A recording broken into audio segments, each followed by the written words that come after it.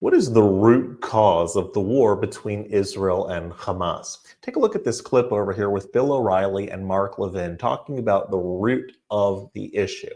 So we'll watch this clip together and then talk about it. But first, hit that subscribe button over there in the corner. We'd love to stay in touch. Check this out. So in college campuses, the progressive left, which has always despised Israel since 1949 and Harry Truman, the progressive left has always despised it, thinks it's a fascist state, thinks it stole the land from the Arabs. You know the whole history better than anyone. Okay. If a person buys into that, a younger person, say at Harvard or wherever, do they automatically hate Jews? No, and I've never said that. I think when you platform Holocaust deniers and you platform people who are sympathetic to Hitler and are trashing Churchill, in other words, frauds, or when you platform people who are, in fact, out of the closet anti-Semites, that makes you an anti-Semite too. If you're marching in the streets against the war, that doesn't make you an anti-Semite. Makes you a buffoon because the terrorists are the terrorists, the same people hit us on 9/11. And we'll have a different type of debate about that. But when you have comics and others who come on and flat out spew, the KKK lines, the neo-Nazis lines, or when you have people talking about the river to the sea, when you're marching on that, you're talking about the extermination of the Jews. Yeah, you are what you are. And many of them are proud of it. So, there's no doubt about it. It's just it's a tough line sometimes to delineate. But here's the power quotient there. So you've got Israel, and I open up confronting evil with the October 6th attack to demonstrate to the reader, you want to know what evil is, here's what evil is. And we have unbelievable description of what happened on that day. And that's how I kick off the book. But now you have a power, Israel, very capable of defending its own people, has to be, against a movement, Hamas, has no rules. There's not one rule. They'll kill babies, they'll hide behind women, they'll blow up hospitals, they'll steal food for people who are dying. We all know that. So that, again, makes it very difficult for an Israel to negotiate anything with people who got no rules, no compunctions. Word means nothing, correct? That's 100%, which is why this whole thing is rather bizarre. I think, and to have Qatar, which is a terrorist regime, and Qatar, which funded Hamas and protected its leaders, and they're billionaires, those who are still alive. Qatar is a very dangerous country, as far as I'm concerned, in the United States. It's got its money everywhere, and in both parties, and in the executive branch, and in Congress, and everywhere else. And both, as I say, it doesn't even matter who's in charge of what. It's a very dangerous situation. And so, as an example, you have Qatar and Egypt, which is on the border with Gaza, which has a real wall and will not allow any of those people out. I mean, even Netanyahu says, well, why don't you take them, Egypt? You keep negotiating, you're mediating, and you've got the whole Sinai Peninsula that we gave back. And Egypt wants none of them, not one of them. So they've closed the gate. They have the wall. They won't let them out. Qatar keeps supporting Hamas.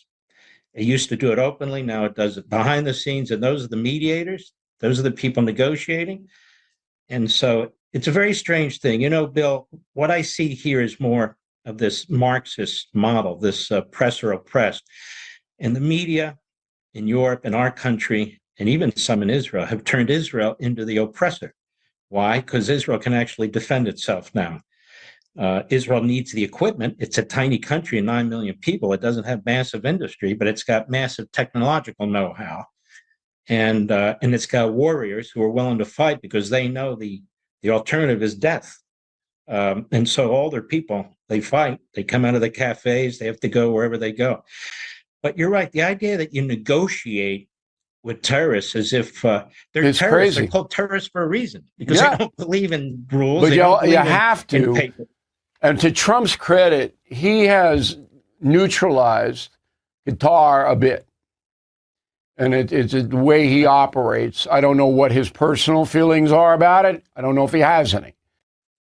Right, this is very true. First of all, what Mark Levin said at the beginning of this clip, that you can be against Israel or you can have protests against Israel and not be someone that hates Jews. That is 100% true. Sometimes it does get conflated, Jew hatred with Israel questioning or Israel marching or being anti-Israel.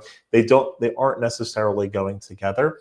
However, oftentimes that Venn diagram, if you were to make one of people who hate Jews and people who are against Israel or question Israel or whatnot, a lot of time there's quite a bit of overlap amongst those two groups of people. So no, it doesn't necessarily mean it, but Martin Luther King did have a point when he said that those who call themselves anti-Zionists or anti-Israel are really just a new form of anti-Semite, of anti-Jew. And so, again, it doesn't have to be that way, doesn't necessarily mean that, but oftentimes that Venn diagram does overlap quite a bit.